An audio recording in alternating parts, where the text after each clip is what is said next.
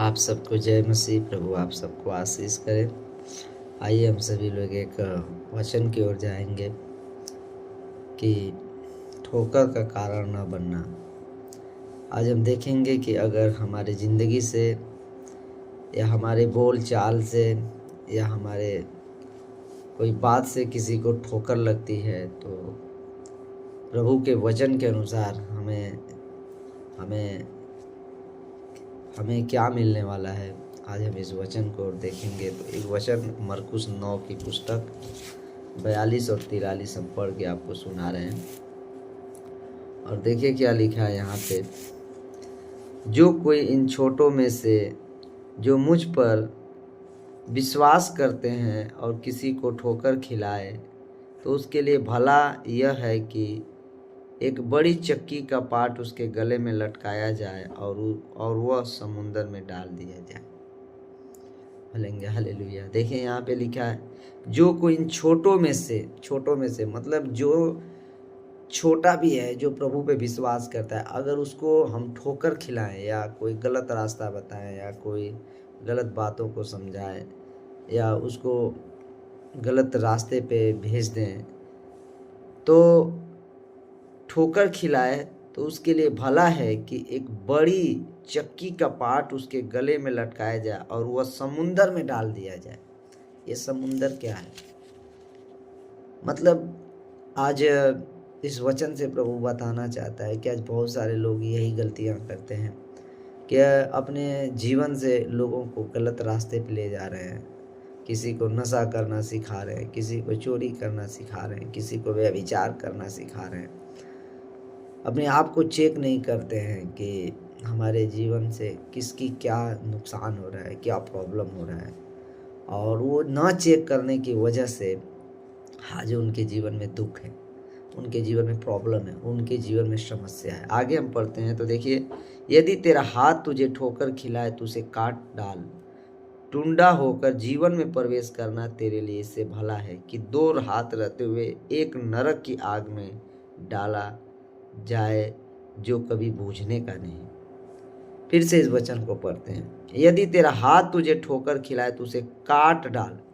ये हाथ क्या है? प्रभु के वचन में लिखा है कि अगर ये हाथ तुझे ठोकर खिला रहा है तो इसको काट डाल। मतलब काटने का अर्थ क्या है कि हाथ को काटने नहीं कह रहा है प्रभु। जो अपने जीवन में जो कमी है, जो हम दूसरों को, हमारे अंदर जो बुराई है, जो पाप है, उसको निकाल के फेंक डाल, ताकि जब हम जीवन में प्रवेश करें, मतलब जब हम स्वर्ग के राज्य में प्रवेश करें तो वहाँ पे एक हाथ नहीं रहेगा जो हमें ठोकर खिलाता है तो हम वहाँ प्रवेश करेंगे तो बल्कि अच्छा है। लेकिन हमारे दोनों हाथ हैं और हम दोनों हाथ से दोनों पैर भी है और हम नर्क में डाल दिए जाए तो ये हमारे लिए अच्छा नहीं है। यही प्रभु कह रहा है कि बल्कि एक हाथ का तू प्रवेश कर स्वर्ग में, लेकिन दोनों हाथ के रहते तू नर्क में न जाए। इसलिए जो आपके जीवन में बुराई है, जो पाप है, जो गंदगी है, उसे क्या करना है? उसे निकाल कर फेंक देना है अपने जीवन से, उसे दूर करना है। जो आप दूसरों को गलत रास्ता दिखाते हैं, जो दूसरों को, आज बहुत सारे लोग क्या करते हैं, दूसरों को सही शिक्षा नहीं देते हैं, दूसरों को गलत रास्ते पे लेके जाते हैं और दूसरों को गलत चीज़ों के बारे में सिखाते हैं। वो चेक नहीं करते अपने आप को कि हम अपने जीवन से क्या शिक्षा दे रहे हैं। कभी भी अगर आपको इस दुनिया में आगे बढ़ना है तो पहले अपने आप को देखें, उसके बाद दूसरों को, जो आपके साथ रहते हैं, उनको कभी भी गलत रास्ते पे न ले जाएं, कभी भी ठोकर ना खिलाएं। नहीं तो उसका दंड आपको उठाना पड़ेगा, उसका सजा आपको उठाना पड़ेगा। यहाँ पे क्या लिखा है? इससे कि दो हाथ रहते हुए नरक की आग में डाला जाए जो कभी बूझने का नहीं। कभी वो आग बूझने वाली नहीं है। नरक की आग कभी बूझने वाली नहीं। बहुत सारे लोग कहते हैं ऐसा नहीं है, लेकिन भाई मेरे है ऐसा। इस दुनिया में अगर दुख है तो सुख भी है, और इस दुनिया में जब परमेश्वर है तो एक आत्मिक दुनिया भी है।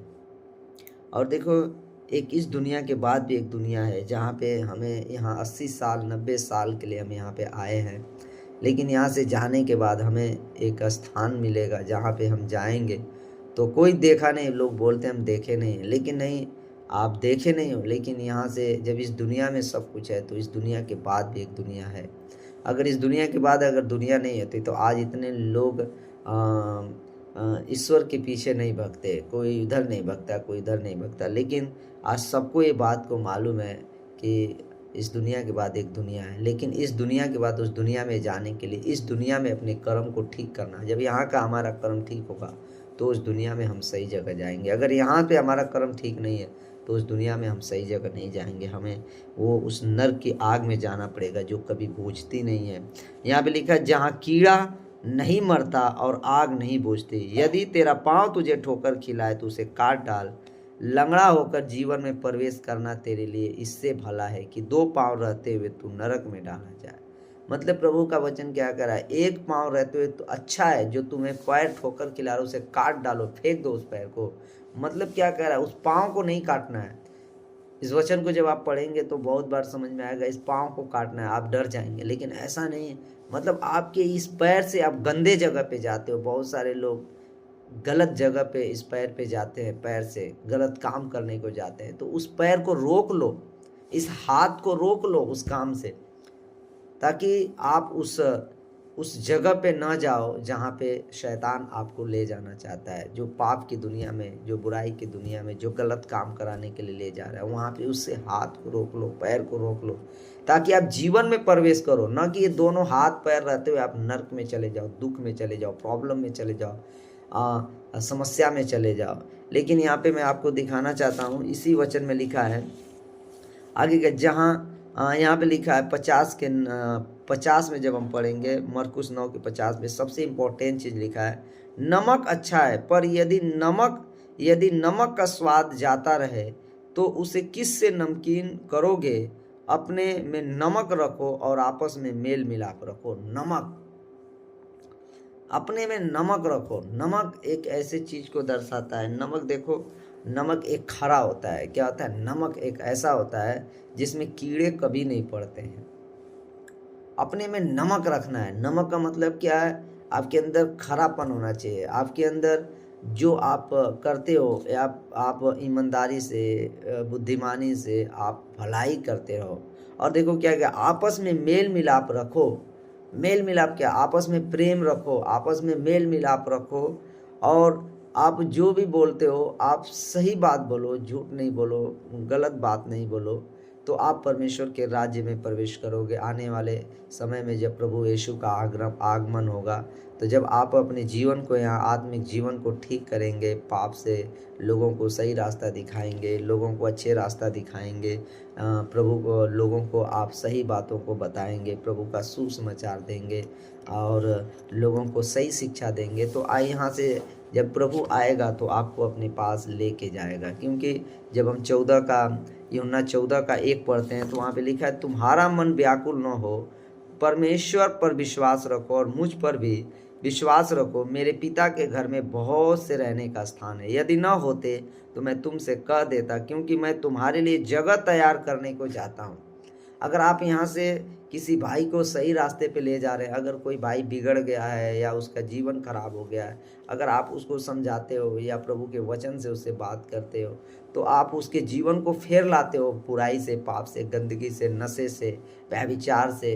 तो एक तरह से आप परमेश्वर के काम को कर रहे हो, एक अच्छा भला काम कर रहे हो।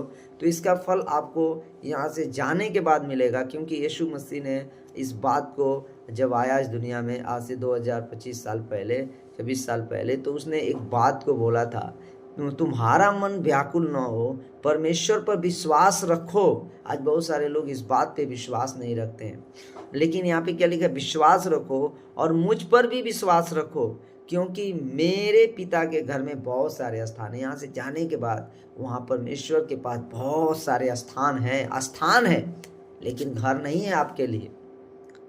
आप यहाँ घर बनाए हो, लेकिन वहाँ आपके लिए घर नहीं है। आपके लिए वहाँ घर नहीं, स्थान बहुत है। वहाँ पे प्रभु कह रहा है, मेरे पिता के घर में बहुत सारे रहने के स्थान हैं, यदि न होते तो मैं तुमसे कह देता, क्योंकि मैं तुम्हारे लिए जगह तैयार करने जाता हूँ। और यदि मैं जाकर तुम्हारे लिए जगह तैयार करूँ तो फिर आकर तुम्हें अपने यहाँ ले जाऊँगा, कि जहाँ मैं रहूँ वहाँ तुम भी रहो। हालेलुया। तो देखिए, प्रभु का कहने का तात्पर्य ये है, अर्थ ये है कि अगर हम किसी व्यक्ति को सही रास्ता दिखाते हैं या वो भटक गया है पाप के दलदल में, दुनिया में, ये संसारिक लोभ में, लालच में, बुराई में, पाप में, अगर हम प्रभु का सुसमाचार भी देते हैं, यीशु के बारे में भी बताते हैं या उसको अच्छे रास्ते पे फेर लाते हैं, तो आपको मालूम है हम एक ऐसा काम कर रहे हैं जो यहाँ से जाने के बाद हमारे, अगर वो व्यक्ति को हमने सही रास्ता दिखाया, सही भला मार्ग दिखाया, तो एक तरह से हम परमेश्वर के काम को करते हैं, एक तरह से परमेश्वर की सेवा को करते हैं और परमेश्वर इससे प्रसन्न होता है। और जानते हो, एक व्यक्ति को हम फेर लाए, इस सही रास्ते पे लाए, तो आपको क्या मिलने वाला है? आपको यहाँ से जाने के बाद, आपके जाने के बाद वहाँ पे ज़मीन तो है, लेकिन आपका घर प्रभु यीशु मसीह बना रहा है। क्योंकि जितने आत्मा को आप बचा रहे हैं, जितने लोगों को सही मार्ग दिखा रहे हैं, उतने ऊंचा आपका वहाँ महल बन रहा है यीशु मसीह के नाम में। बोले आमीन। लेकिन देखो यहाँ पे क्या लिखा है, क्योंकि मैं तुम्हारे लिए जगह तैयार करने को जाता हूँ। यीशु मसीह हमारे पास आया इस दुनिया में आज से 2025 साल पहले, और इस क्रूस पे मारा गया, गाड़ा गया, और तीसरे दिन मुर्दा में से जी उठा, और 40 दिन के बाद वो जिंदा स्वर्ग में चला गया सबके सामने। लेकिन वो यीशु मसीह हमारे लिए जगह तैयार करने के लिए गया है।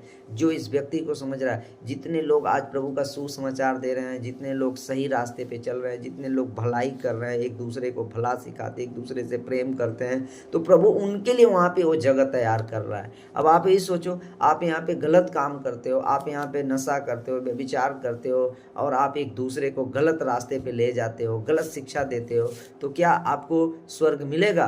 क्या आपको परमेश्वर अपने घर में रखेगा? कभी नहीं हो सकता है। अगर आपके घर में कोई ऐसा व्यक्ति आ जाए, तो क्या आप रखोगे? नहीं रख सकते हो।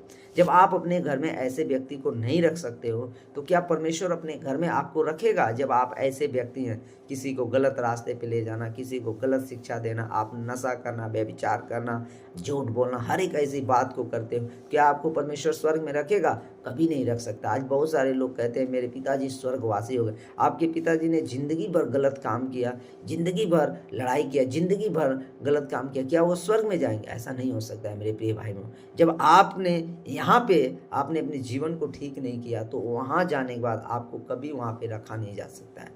लेकिन मैं आपको बताना चाहता हूँ कि अगर आप भलाई काम करते हो, एक दूसरे के लिए भला करते हो, एक दूसरे को प्रेम करते हो, एक दूसरे को सही शिक्षा देते हो, तो मैं आपको बता रहा हूँ कि परमेश्वर आपको जरूर स्वर्ग में रखेगा, जरूर आपको अपने पास बैठाएगा, अपने जो वहाँ पे जगह है आपके लिए, घर वहाँ पे बना रहे हैं। बोलेंगे हालेलुया। तो आइए हम देखते हैं एक मार्क को, हम आगे देखेंगे कि यहाँ पे लिखा, यीशु मसीह ने अपने चेलों को समझाया, अपने चेलों को बताया, सबसे नई आज्ञा, सबसे उत्तम मार्ग उसने बताया। और देखिए क्या लिखा है, यूहन्ना 34 का, यूहन्ना जब हम पढ़ेंगे 13 का 34 में, मैं तुम्हें एक नई आज्ञा देता हूँ कि एक दूसरे से प्रेम रखो, जैसा मैंने तुमसे प्रेम रखा है, वैसा ही तुम भी एक दूसरे से प्रेम रखो। 35 में, यदि आपस में प्रेम रखोगे तो इसी से सब जानेंगे कि तुम मेरे चेले हो। मतलब प्रभु के चेले हम कब बन सकते हैं? जब हम एक दूसरे से प्रेम रखेंगे। जब एक दूसरे से प्रेम रखोगे और आपस में भी प्रेम रखोगे, जब हम आपस में प्रेम रखेंगे और एक दूसरे से भी प्रेम रखेंगे, तो इससे तभी हम जानेंगे कि यीशु मसीह के हम चेले हैं। क्योंकि यीशु मसीह ने क्या किया, इस संसार में आया, और इस संसार में आने के बाद एक दूसरे से प्रेम रखा। यीशु मसीह को देखो, क्रूस पे लोग टांग दिए, और जब पवित्र शास्त्र को पढ़ेंगे तो राजा ने खुद हाथ धो लिया था, और हाथ धोकर कहा, इसमें तो मैंने इसके अंदर कोई ऐसा पाप नहीं पाया जिसको मैं मृत्यु दंड दूं। लेकिन भीड़ सामने थी, लेकिन उसने हाथ धोकर कहा, तो इस पाप को मैं नहीं कर सकता, इसमें कोई ऐसा पाप नहीं जिसको मैं मृत्यु दंड दूं, इसने कोई ऐसा पाप नहीं किया है। लेकिन वहाँ पे लोगों के चिल्लाने के कारण उसने कहा, ठीक है, तब तुम लोग कहते हो इस पे क्रूस पे चढ़ा दो, तो ठीक है, मैं ऐसा आदेश उसने दे दिया, और उसको क्रूस पे चढ़ा दिया गया। यीशु मसीह क्रूस पे था, उसके हाथों में कील, पैरों में कील, दिमाग में कांटों का ताज, इस पे कांटों का ताज, उसके कोड़े, पीठ पे कोड़े मारे गए, और क्रूस पे उसको टांग दिया गया। और यीशु मसीह का क्या दोष था? उसने कोई ऐसा काम नहीं किया था, उसने बस यही सब बातें बताया था, स्वर्ग के राज्य के बारे में बताया था। उसने कहा कि मैं परमेश्वर का पुत्र हूँ और मैं तुम नीचे के हो, मैं ऊपर का हूँ। मैं इससे ये सारे बातों को उसने प्रभु यीशु मसीह ने प्रकट किया था स्वर्ग के बारे में, अच्छे-अच्छे पर स्वर्ग के बारे में उसने बताया था कि इस दुनिया के बाद एक दुनिया है जो स्वर्ग है, वहाँ पे तुम इस तरह प्रवेश कर सकते हो और मैं ऊपर से आया हूँ तुमको यही बताने के लिए। लेकिन लोगों ने ये समझा, वहाँ के लोगों ने ये समझा कि परमेश्वर का पुत्र ऐसे थोड़े ना हो सकता है, ऐसा थोड़े ना हो सकता है, नॉर्मल थोड़े ना हो सकता है। लोगों ने समझ नहीं पाया, उनको सूली पे टांग दिया और लोग कहने लगे खड़े होकर, अगर तू परमेश्वर का पुत्र है तो अपने आप को बचा, चमत्कार दिखा, तब हम विश्वास करेंगे। लेकिन यीशु मसीह उस सूली पे टंगा हुआ था, वो हमारे पापों का बोझ, हमारे पापों का प्रायश्चित कर रहा था और उस पे वो टंगा हुआ था। और लेकिन यीशु मसीह ने वहाँ पे जानते हैं एक शब्द बोला, हे पिता ये नहीं जानते ये क्या कर रहे हैं, ये नहीं जानते ये क्या कर रहे हैं, इन्हें क्षमा कर देना। कोई व्यक्ति क्या किया, यीशु मसीह ने प्रेम को, वहाँ सबसे बड़े प्रेम को दिखाया कि मैं एक प्रेम करने वाला हूँ। इतना दर्द होने के बाद, इतने लोगों ने दुख दिया, लेकिन तो भी यीशु मसीह ने उनको बोला, ए पिता ये नहीं जानते क्या करें, इन्हें क्षमा कर देना। और जानते हैं यीशु मसीह का प्राण निकल गया, उसे 3 दिन कब्र में रखा गया। और जब 3 दिन के बाद राजा, उसने पहले ही बोल दिया था कि मैं 3 दिन के बाद जिंदा हो जाऊंगा। और राजा ने पहरा लगाया, जब पढ़ेंगे पवित्र शास्त्र को मत्ती में, तो राजा ने पहरा लगाया, लेकिन एक स्वर्गदूत आया, भूकंप हुआ और पूरा वहाँ के सबे नींव हिल गई और कब्र खुल गया और यीशु मसीह जिंदा हो गया। और 5-4 जब प्रेरितों की पुस्तक पढ़ेंगे तो 40 दिन यीशु मसीह सबको दिखाई दिया, स्वर्ग के राज्य के बारे में बताया कि हम उसमें कैसे प्रवेश कर सकते हैं और इस दुनिया में कैसे हमें जीना है, कैसे रहना है, कैसे क्या करना है, ताकि हम उस दुनिया में प्रवेश करें जहाँ अनंत जीवन है, अनंत शांति है, अनंत करुणा है, अनंत सब कुछ है। वहाँ पे हम कैसे जा सकते हैं। लेकिन वहाँ पे प्रभु ने हमें बताया और 40 दिन के बाद वो सबके सामने स्वर्ग में उठा लिया गया और 2 स्वर्गदूत दिखाई दिए और बोले, जैसे तुम देख रहे हो जाते हुए, एक दिन यीशु मसीह आएगा इस दुनिया का न्याय करने के लिए, इस दुनिया का न्याय करने को आएगा। तो इसलिए मेरे प्रिय भाई बहनों, आज प्रभु का वचन आपको ये सिखाना चाहता है कि आपके जीवन से किसी को ठोकर न लगे, आपके बोलने से किसी को ठोकर न लगे, आपकी कहने से किसी को ठोकर न। आज हमारे, हो सकता है हम भी अपने लिए भी कह रहे हैं, हो सकता है मेरे वजह से किसी भाई को ठोकर लग जाती हो, तो ऐसा हमारे जीवन से नहीं होना चाहिए। हो सकता है हमारे कहने से, हमारे बोलने से या हमारे कुछ किसी ठोकर नहीं लगना है, मतलब किसी को हमारे जीवन से दुख न हो, कोई हमारे जीवन से बदनाम न हो जाए, कोई हमारे जीवन से बर्बाद न हो जाए। ये चीज़ को अपने जीवन में चेक करना है। अगर हमारे जीवन से कोई बर्बाद हो जाएगा या उसका घर उजड़ जाएगा या उसके बच्चे बर्बाद हो जाएंगे, तो आपको मैं बताना चाहता हूँ कि अगर वो व्यक्ति का जीवन बर्बाद हुआ है तो उसका दंड हमें उठाना पड़ेगा, हमें उसका दंड उठाना पड़ेगा। आज बहुत सारे लोग यही गलती करते हैं कि मैं बहुत बार यही गलती करते हैं कि एक व्यक्ति कभी वो नशा नहीं करता है, लेकिन अरे मैं तुम्हारा दोस्त हूँ, आओ मेरे साथ एक पैक लगा लो, और उसको वो गलत रास्ता सिखा देते हैं। उसके बाद वो छोड़कर चले जाते हैं, उसका जीवन बर्बाद हो जाता है। आपको मालूम है कि उसका जीवन जब बर्बाद हुआ है, अब उसका जीवन बर्बाद होने के कारण उसके परिवार के लोगों को जो दुख है, उस दुख का कारण, उसका दुख जो उनको है, वो दुख का कारण हम हैं और वो सज़ा हमें मिलने वाली है। मतलब जो काम आपने किया है, दूसरे के जीवन को बर्बाद किया, उसका दंड आपको मिलेगा। इसलिए आपको ये चेक करना, ये ध्यान देना है कि आप तो अपने बोझ को उठा नहीं पाते हो, तो आप दूसरे के बोझ को क्यों, उसका बोझ क्यों अपने ऊपर लेते हो। आज वही प्रभु कह रहा है कि तुम्हारे जीवन से किसी को ठोकर न लगे, भला है उस मनुष्य। यहाँ पे जब हम पढ़ेंगे, कहाँ गया वो वचन, देखिए यहाँ पे लिखा है, मरकुस 9:42 को हम फिर से निकाल कर देखिए पढ़ते हैं, और यहाँ पे साफ साफ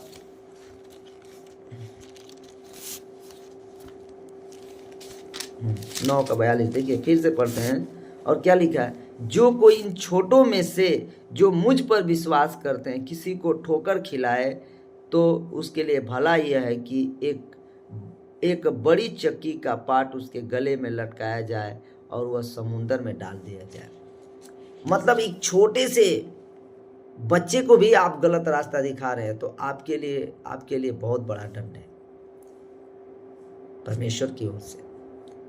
अगर एक छोटे से विश्वासी को भी गलत रास्ता सिखा रहे हैं, गलत रास्ते पे उसको ले जा रहे हैं, उसको भरमा रहे हैं, तो आपके लिए यही है कि आपके गले में एक चक्की का पाट लटका है और समुंदर में डाल दिया। समुंदर का मतलब क्या है? नर्क में डाल दिया, जो अनंत आग में डाल दिया जाए। वो सोचिए, परमेश्वर का ये वचन है, आकाश और पृथ्वी टल जाएगी लेकिन मेरी बातें कभी नहीं टलेगी। वही सत्य है, लेकिन लोग इस बात को समझते नहीं है। मैं भी ऐसा ही था, लेकिन जिस दिन से मैंने इस चीज़ को पढ़ा, उस दिन से मैंने डिसीजन लिया कि मैं अपनी ज़िंदगी से कभी किसी को ठोकर नहीं खिलाऊंगा। आज मेरे पास बहुत सारे लोग आते, मुझे कहते कि भाई मुझे थोड़ा गुटखा खिला दो, दारू पिला दो, लेकिन मैं उनको एक बात बोलूँ, मुझसे मुर्गा खा लो, मछली खा लो, खाना खा लो, कुछ भी खा लो, अच्छा चीज़ खा लो, लेकिन मैं आपको कभी भी गलत काम करने नहीं दूंगा। मैं अपने हाथ से नहीं करूंगा। तुमको जाना है करो, लेकिन मैं तुमको बताऊंगा ये गलत है। तो मैंने उस दिन से मैंने ये डिसाइड लिया, और मैंने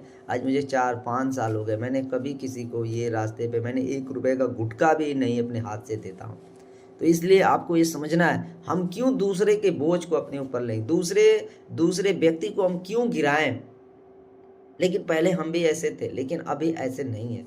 तो आज पर प्रभु का वचन यही कह रहा है कि आपको एक दूसरे से प्रेम रखना है, एक दूसरे को भलाई करना है, एक दूसरे को अच्छा सिखाना है, एक दूसरे से आपको मौका मिले, सबके सामने नहीं, जाके आपको नहीं बोलना है, सबके सामने नहीं। बहुत सारे लोग आपकी सुनेंगे नहीं, जब आप ऐसा बात बोलेंगे तो आपको ही उल्टा सीधा बोलने लगेंगे, लेकिन सबके सामने नहीं। आपको आत्मा में अगुवाई हो रहा है, प्रभु अगुवाई कर रहा है कि नहीं, इसको आप सही रास्ता दिखाओ, तो आप उसको 2 मिनट बताओ, वो रास्ते पे चले या न चले, माने या न माने, लेकिन आपको एक बार उसको समझा देना है कि नहीं भाई, ये तू जो कर रहा है ये गलत है तेरे लिए, ये रास्ता तेरे लिए सही नहीं है, ये छोड़ दे। तो शायद हो सकता है आपकी बात उस वक्त उसको अच्छा ना लगे, लेकिन कुछ दिन के बाद आपकी बात जरूर उसको याद आएगी। एक समय था, एक भाई ने मुझे मिला था और मुझे बताया था कि ये रास्ता तेरे लिए सही नहीं है। जब उसको ठोकर लगेगी इस दुनिया में, तो उसको याद आएगा आपकी बात कि एक भाई मुझे मिला था जो मुझे सही रास्ता बताया, लेकिन मैंने सुना नहीं। लेकिन ये बातें किसकी ओर से आ रही है आपके अंदर? ये प्रभु की ओर से आ रही है। आत्मा एक दूसरे के द्वारा समझाता है, लोगों को सही मार्ग दिखाता है। तो मेरे प्रिय भाई बहनों, आज अगर आप इस बात को समझ रहे हैं तो प्रभु आपको बहुत आशीष करेगा। और कभी भी अपने जीवन से ये याद रखें कि आपके जीवन से किसी का नुकसान न हो, किसी का भला हो जाए, लेकिन बुरा नहीं होना चाहिए किसी का। याद रखें, एक गीत है ना, भला किसी का कर न सको तो बुरा किसी का न करना। तो ये गीत बहुत अच्छा है, और मतलब कि आप भला अगर किसी का कर सकते हो तो आप करो, लेकिन आप कभी भी किसी का बुरा नहीं करना। नहीं तो यहाँ से जाने के बाद जब आप प्रभु आएगा तो आप इसी के कारण आपको स्वर्ग में जाने नहीं दिया जाएगा। यह भी एक कारण है जो आप स्वर्ग से वंचित हो जाएंगे। जो आप इस दुनिया में आप जितनी मेहनत कर रहे हो, सब कुछ यहीं रहेगा, लेकिन आप वहाँ आपको कुछ नहीं मिलेगा। इसलिए आपको इस चीज़ को सीखना है ताकि प्रभु आपको आशीष करे। और ये वचन को आप निकाल कर पढ़ सकते हैं। यूहन्ना की पुस्तक 14 अध्याय, यूहन्ना की पुस्तक 13 का 34, यूहन्ना की पुस्तक 14 का 12 और मरकुस 9 का 42। ये सारे वचन को आप पढ़ सकते हैं ताकि प्रभु आप सबको आशीष करे, ब्लेस करे। सबको जय मसीह।